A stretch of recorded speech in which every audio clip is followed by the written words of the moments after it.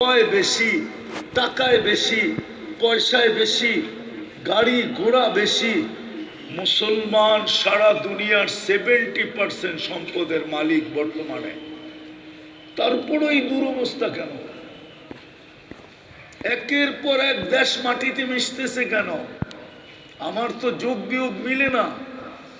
আফগানিস্তান মাটিতে মিশা গেল, ইরাক মিশা গেল, লিবিয়া মিশা গেল, ফিলিস্তিন মিশতেছে, লেবানন মিশতেছে, সিরিয়া মিশতেছে। সারা দুনিয়ার মুসলমান বিজাতির পাঞ্জার নিচে কেন? আমাদের নাকের রশি অন্যের কাছে কেন? একটু ভালো মতে বোঝেন, কিন্তু আমি লম্বও করব না। প্রথমই তো আসছি আমি রেঙ্গা, এর আগে আসছি কিন্তু এই মজলিসে আসি নাই। এই জন্য একটু ভালো মতে বোঝেন, বিবেকের পর্দা খুলবে, নাইলে কিন্তু খুলবে না। নাইলে কিন্তু আমরা শুধু চিৎকারই দিতে থাকবো, স্লোগানই দিতে থাকবো, কিচ্ছু করার আমাদের হাতে থাকবে না। আজকেও কিছু করার আমাদের হাতে নাই, শুধু চিৎকারটা আমরা দিতে পারি। হ্যাঁ হ্যাঁ, সত্য এটাই, সত্য এটাই। আমার কথা লেখা রাখেন, সত্য এটাই।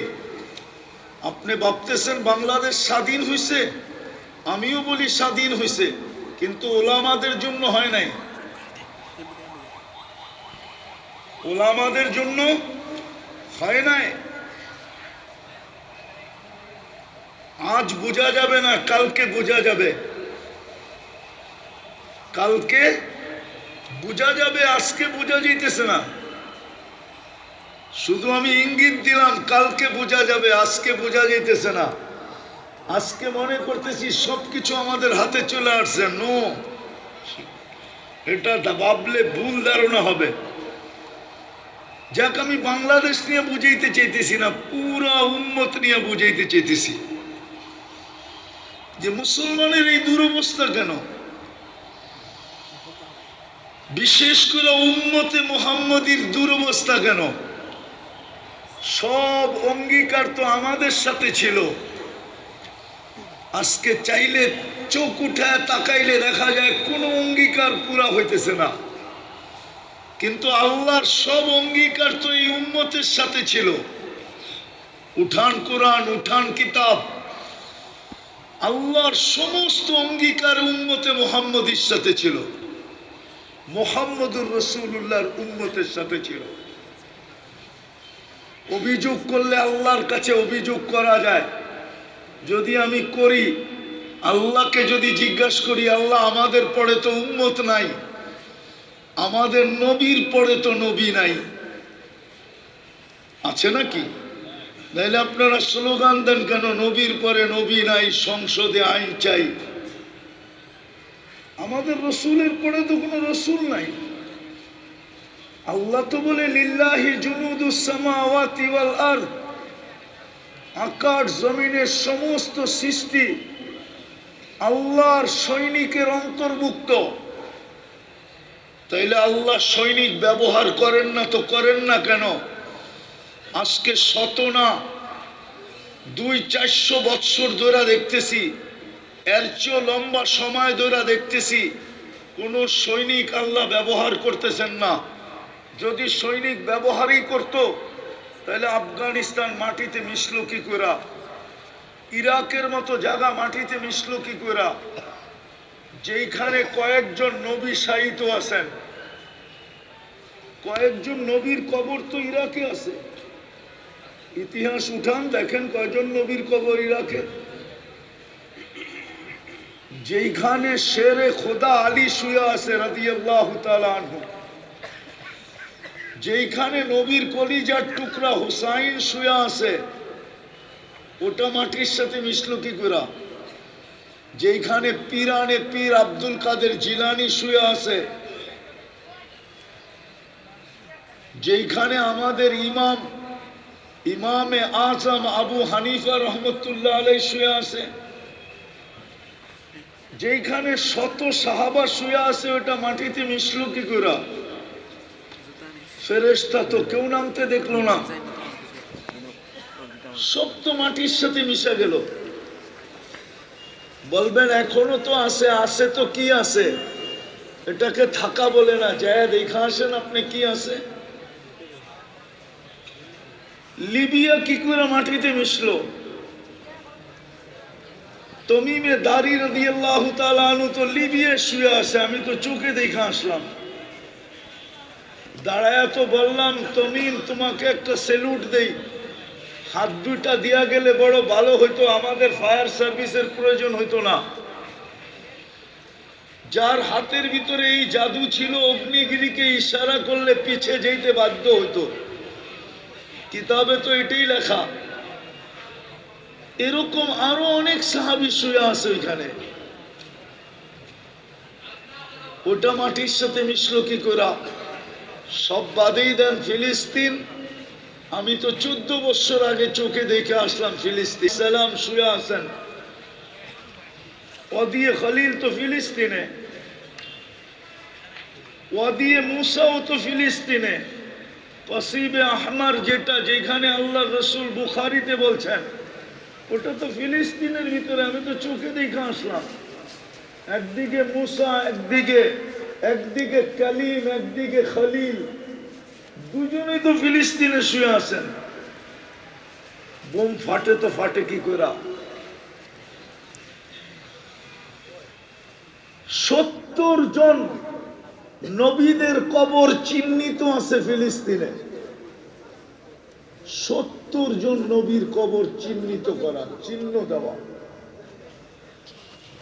ওইখানে বোম ফাটে কি করে? মুসলমানদের প্রথম কেবলা তো ওইখানে বাইতুল মুকাদ্দাস, বোম ফাটে কি করে?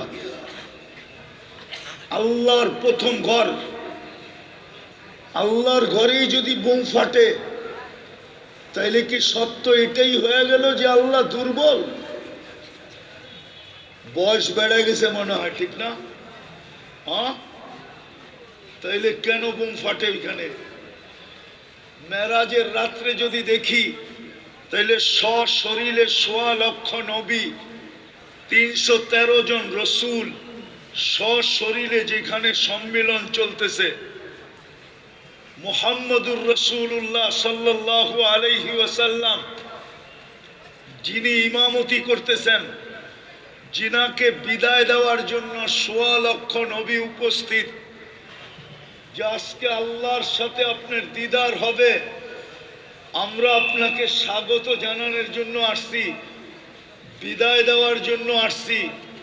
এই জন্যই তো আরশের যাওয়ার রানওয়ে এত লম্বা ছিল, মক্কার থেকে বাইতুল মুকাদ্দাস পর্যন্ত এটা রানওয়ে ছিল, রানওয়ে। ওইখান থেকে বোরাক টেক আপ করছে আরশের দিকে, ওইখানে বোম ফাটে কি করে? একটু ভাবেন। আরো কিছু দেখাই, যদি আমাদের দুরবস্থাই না হইতো তাহলে 60টা মুসলিম দেশের কর্ণধার রাষ্ট্রপ্রধানরা গত অক্টোবর এবং এই অক্টোবর 2টা জাতিসংঘের বাৎসরিক সেমিনার হলো, সম্মেলন হলো। 60টা মুসলিম দেশের কর্ণধাররা ছিল। 4টা মুসলিম দেশ যাদের কাছে টাকার পাহাড়, এদের চেয়ে বড় টাকা দুনিয়াতে কোথাও নাই, এরা পর্যন্ত উপস্থিত ছিল। 200-250 কোটি হওয়া সত্ত্বেও, 60টা দেশের মালিক হওয়া সত্ত্বেও, ইসরায়েল একটা ছোট দেশ, 60 লক্ষ শুধু ইহুদি, কোটি না, শুধু 60 লক্ষ। একটা ছোট নিন্দা প্রস্তাব পাশ করাইতে পারলেন না কেন? যদি দুরবস্থা না হতো মনে হয় বুঝাইতে পারি নাই। ছোট একটা নিন্দা প্রস্তাব কেন পাশ করাইতে পারলো না ইহুদিদের বিরুদ্ধে? 2 সেমিনারে তো পারেন নাই। তাইলে এটাকে কি আপনি দুরবস্থা বলবেন না? না বলবেন না? বলবেন না দুরবস্থা? না মনে হয় বুঝে আসে না। দুরবস্থা তো। হ্যাঁ, আরেকটা দেখাইতেছি, আরো দুই একটা দেখাই যাতে বুঝে আসে আমার কথা। আজ বাংলাদেশের হাইকোর্টের সিদ্ধান্ত হলো, বাংলাদেশে আগের মতো কোনো সিটি কর্পোরেশন, কোনো এলাকাওয়ালারা কুকুরকে আগের মতো ইঞ্জেকশন দিয়ে মারতে পারবে না। এটা হলো বাংলাদেশের হাইকোর্টের সিদ্ধান্ত। প্রাণীবাদীরা রিট করছে, সারা দুনিয়ার বাংলাদেশের প্রাণীবাদীরা রিট করছে, আর হাইকোর্ট আজকে 10 বছর ধরে এই সিদ্ধান্ত দিছে। এই জন্য সারা দিন রোড ঘাট শহর আমাদের অধীনে থাকে, রাত্র যখন গভীর হয় তখন দেখবেন কুকুরের অধীনে থাকে। আপনি মারতে পারবেন না, কিন্তু 1.5 লক্ষের উপরে ফিলিস্তিনি মারা গেল। আজ পর্যন্ত দুনিয়ার কোন দেশের প্রাণীবাদীরা, এমনকি বাংলাদেশের প্রাণীবাদীরাও ছোট একটা বিবৃতি দেয় নাই, একটা নিন্দা দেয় নাই 2 অক্ষরে, যে এতগুলা নিরীহ মানুষকে কেন মারা হইতেছে, কেন এতগুলা নিরীহ মানুষকে মারা হইতেছে, ওদের কি দোষ, এরাও তো প্রাণী। কিন্তু আজ পর্যন্ত দেয় না, এই জন্য যে ওরা আপনাকে আমাকে প্রাণী হিসাবে গণ্য করেন না। মুসলমান প্রাণী না, এটা আগাছা। এই জন্য ওরা আজ পর্যন্ত একটা প্রাণী, একটা ছোট নিন্দা প্রস্তাব দেন নাই। অথচ দেখেন আমি শেষ জায়গায় চলে আসছি, দুরবস্থা হবে না তো হবে না কেন? আপনাকে মুসলমানের ঘরে নির্বাচিত করলো কে? আরে জোরে বলেন না। আল্লাহ বললে গুনাহ হবে না, 40 নেকি মিলবে, 40 নেকি। আর আল্লাহ বলার 40 নেকির গাঠি, গাঠি চিনেন? সিলেটের ভাষায় কি বলে? গাঠি বলে। আল্লাহ বলার 40 নেকির গাঠি অন্য 40 নেকির মতো না। উদাহরণ দিলে বুঝবেন, তুলা 1 মণ আর লোহা 1 মণ ওজনে সমান, কিন্তু তুলার গাঠি কত বড়? তুলার গাঠি কত বড়? ঠিক আল্লাহ বলা 40 নেকির গাঠি এরকম এত বড়। আমার বিশ্বাস মিজানের পাল্লায় জাগাও হবে না। বিদায় আল্লাহ বললে কোনো দোষ হবে না, গুনাহ হবে না। আজকে তো দুঃখ এখানেই, সারা দিন বুক করে আল্লাহটা, কিন্তু এই রেঙ্গার মাঠেও হবে কিনা জানি না, যে ডেলি 200 বার আল্লাহ বলে, এরকম কয়জন হবে এই রেঙ্গার ময়দানে? ডেলি কয়শো বার, কয়শো বার আল্লাহ বলে? 200 বার। কেউ বলতে পারবেন যে 200 বার আমি আল্লাহ বলি ডেলি? সারাদিন বুক করি কারটা? কার জিনিস বুক করি? এই ছেলে, এই ছেলে, এই ছেলে আমারটা শোনো, এটা লিপ টাচ। হ্যাঁ, এটা লিপ টাচ, এটা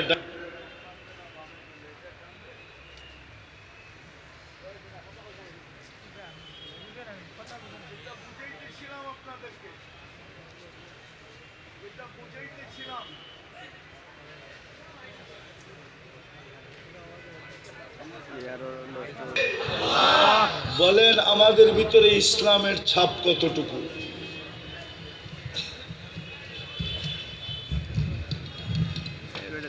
মুসলমানের ঘরে নির্বাচিত করে তো আপনার আমার ভাগ্য খুললেন, কপাল এত বড় বানাইলেন, যেমন আকাশ মাপার কোনো ফিতা বিজ্ঞানের কাছে বা সৃষ্টির কাছে নাই।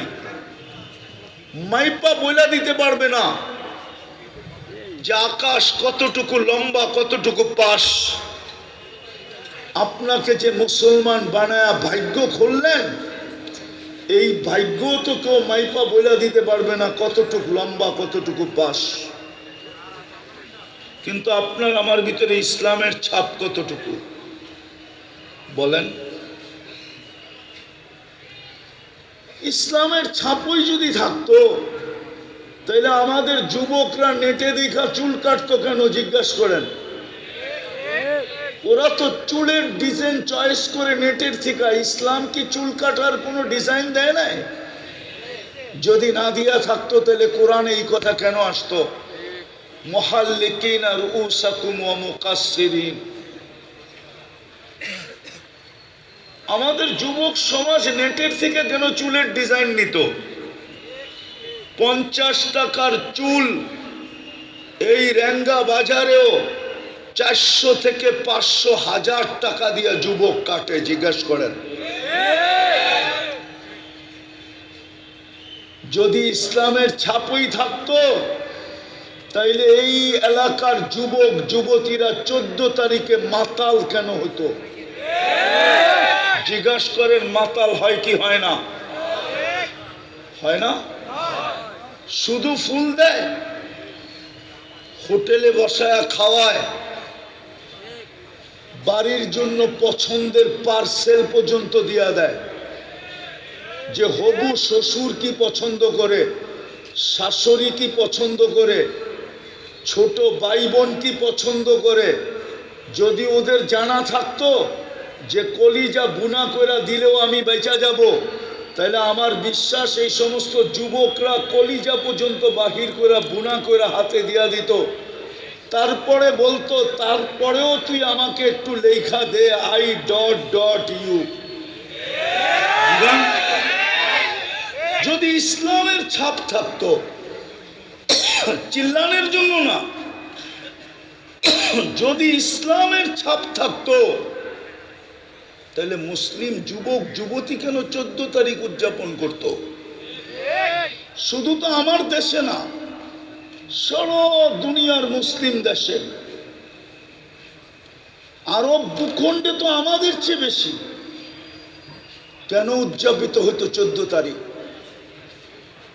যদি ইসলামের ছাপই থাকতো তাহলে 31st নাইট মুসলমান ধুমধামে কেন উদযাপন করত? জিগান যে যুবকরা এখানে আসছে, হয়তো প্রস্তুতি কমপ্লিট করে আসছে, অন্যথায় আধা কমপ্লিট হয়েছে, বা এখনো মোবাইলের মাধ্যমে কমপ্লিট চলতেছে যে 14 তারিখে 12টা 1 মিনিটে কে কোথায় থাকবে, কোথায় ডেক লাগাবে, কোথায় কি বলে কি জানি ফুটায়, বাজি ফুটাবে। জিজ্ঞাসা করেন এদের কাছ থেকে প্রস্তুতি চলতেছে কিনা। আমি তো সিডনিতে দেখলাম, অস্ট্রেলিয়ায় দেখলাম, আমি তো 31st নাইট অস্ট্রেলিয়ায় দেখা বলতেছি, আমি তো 14 তারিখ নিউ ইয়র্কে দেখা বলতেছি। কোনো বিশেষ পোশাক তো দেখলাম না। 14 তারিখে তো আমাদের মেয়েরা বিশেষ পোশাক পরবে।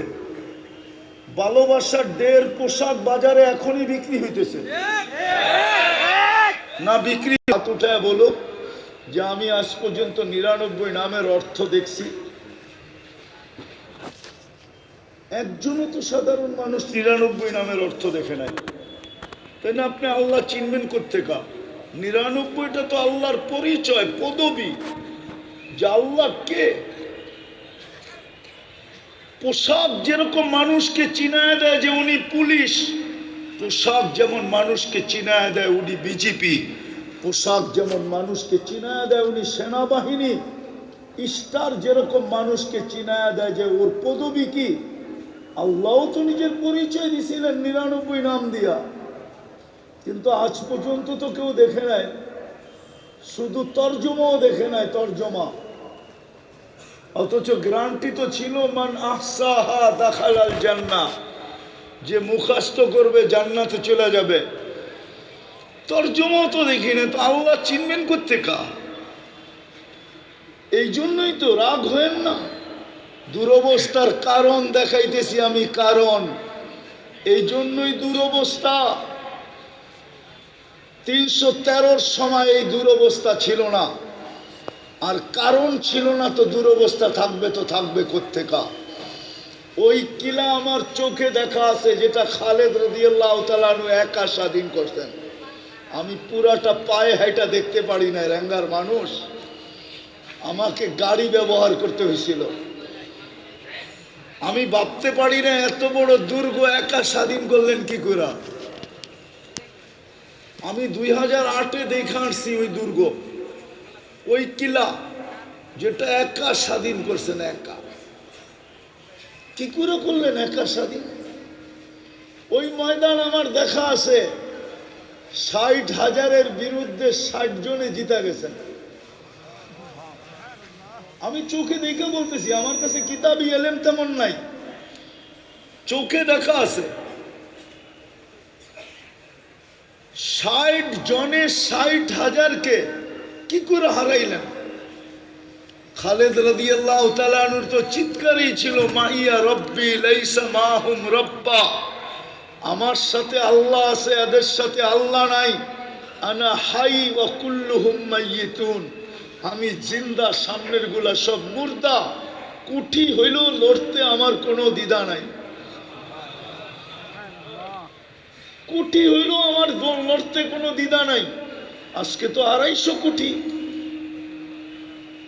হবে না তো হবে না কেন? আপনাকে নির্বাচিত করলেন আল্লাহ মুসলমান হিসাবে। আপনি জানেন না ইসলামের বেনিফিট কি? আপনি আর আমি রিচার্জ করি না ইসলাম নিয়া, কেননা পরিবেশও নাই, শিক্ষা দীক্ষাও নাই। পরিবেশও নাই, যেমন এখন শীতের পরিবেশ, মোটা কাপড় পরতে কোনো দ্বিধা নাই, বুঝাইতে হয় না কাউকে মোটা কাপড় পরো, শীতেই তাকে মোটা কাপড় পরতে বাধ্য করে।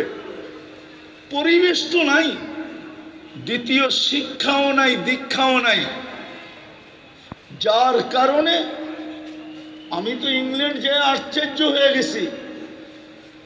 এই মানুষগুলোই যখন বাংলাদেশে আসে তো রাস্তা দিয়ে হাঁটে না, যেন পার্কে হাঁটে। মনে হয় বোঝেন নাই, কোনো উত্তর দক্ষিণ নাই। কিন্তু যখনই ইংল্যান্ডের এমিগ্রেশন ক্রস করে তো এমন সোজা হয়, থুতু পর্যন্ত রাস্তায় ফেলে না, জানে ফাইন হবে, বেকা হয়ে হাঁটলেও ফাইন হবে, উল্টা পাল্টা রাস্তা ক্রস করলেও ফাইন হবে, বিলকুল সোজা। কেননা ওইখানে শিক্ষা দীক্ষা আছে। এটা আমাদের দেশে শিক্ষা দীক্ষা নাই, বিদায় যার যেমন মনে চায় তেমন রোডে চলতেছে, চালাইতেছে, বেকা হয়েও চলে, সোজা হয়েও চলে। আজকে ইসলামের শিক্ষা দীক্ষা আমাদের নাই।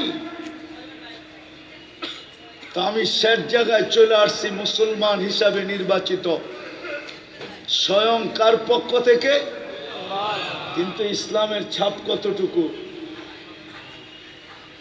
এইখানের জীবনটা তো কেটে যাবে, কিন্তু কালকে যেখানে শুধু ইসলাম দ্বারাই মাপা হবে, একমাত্র পরিচয় পরিচিতি ইসলামের ভিত্তিতে হবে। কোরআন এটাই বলে, ওমা ইয়াবতাগি গায়রাল ইসলামি দীনান ফালা ইউকবালা মিনহু ওয়া হুয়া ফিল আখিরাতি মিনাল খাসিরিন। কালকে কি হবে? কালকে কি চেহারাটা দেখাবো আল্লাহর সামনে? বলেন, কোন পরিচয়টা আল্লাহর সামনে দিব? যদি পরিচয় আপনি দিতেন দুনিয়ার চলতো, তাইলে শতবার আবু তালেবের কবর আমাকে কাঁদাইতো না। আমি আবু তালেবের কবর চিনি, কার পাশে শুয়ে আছে এটাও জানি। আমি খাদিজাতুল কুবরা রাদিয়াল্লাহু তাআলা আনহার পাশে শোয়া। আমি চিনি উনি কোন জায়গায় জন্ম নিছে, কোন জায়গায়। আমি চিনি উনার ঘরটা কোথায় ছিল। আমি চিনি উনি মারা গেছেন কোন জায়গায়। মাতাফ বড় করার কারণে ওনার জন্মের জায়গা, ওনার মৌতের জায়গা, ওনার ঘর সব মাতাফের ভিতরে চলে আসছে। ওনার ঘরটা তো মাতাফের ভিতরে ছিল। ওইখানে থাকলে আমি ইশারা দিয়ে চোখে দেখায় দিতে পারতাম যে এই জায়গায় ওনার ঘর ছিল। 44 বছর 10 দিন যিনি মুহাম্মদুর রাসূলুল্লাহকে সিনায় রেখা পালছেন, 6 বছর 6 মাস বয়সের থেকে নিয়া 50 বছর 6 মাস 10 দিন যেদিন, ওই দিন আবু তালেব দুনিয়ার থেকে বিদায় নেয়। ওই ব্যক্তি যার হাতের ছোঁয়া লাগতে দেরি, ভাগ্য খুলতে দেরি হয় না, ওই মুহাম্মদুর রাসূলুল্লাহ সাল্লাল্লাহু আলাইহি ওয়াসাল্লাম যার হাতের ছোঁয়া লাগলে ধন্য হয়, উনি নিজে আবু তালেবকে কবরে নামাইলেন আর চিৎকার দিলেন, আম্মি আম্মি মা তারাক্তালি সাবিলা, চাচা আমার জন্য কোনো রাস্তা রেখে গেলেন না, নিজের হাতে কবরে নামাইলেন। কই মুহাম্মদুর রাসূলুল্লাহর হাতের ছোঁয়া তো কোনো কাজে দিল না, আবু তালেব তো চুকেই যাবে। আপনি আর আমি কি চেহারা দেখাবো কালকে বলেন? আমি কথাকে গুছায় নিয়ে আসতেছি, আল্লাহ যাবে কিন্তু কোনো ছাপ নাই। দ্বিতীয়, আপনাকে নির্বাচিত করলেন মুহাম্মদুর রাসূলুল্লাহর উম্মত হিসাবে, এত বড় ভাগ্য খুলা দিলেন। আমি একটা দেখাই বাদায় নেহার থেকে, যদি আপনার ভাগ্য বড় না হইতো তাহলে দানিয়াল আলাইহিস সালাম কেন 2500 বছর অপেক্ষা করতেন উম্মতে মুহাম্মদীর হাতের ছোঁয়ার মাধ্যমে কাফন আর দাফন পাওয়ার জন্য? আদম আলাইহিস সালাম কেন চিৎকার দিতেন যে উম্মত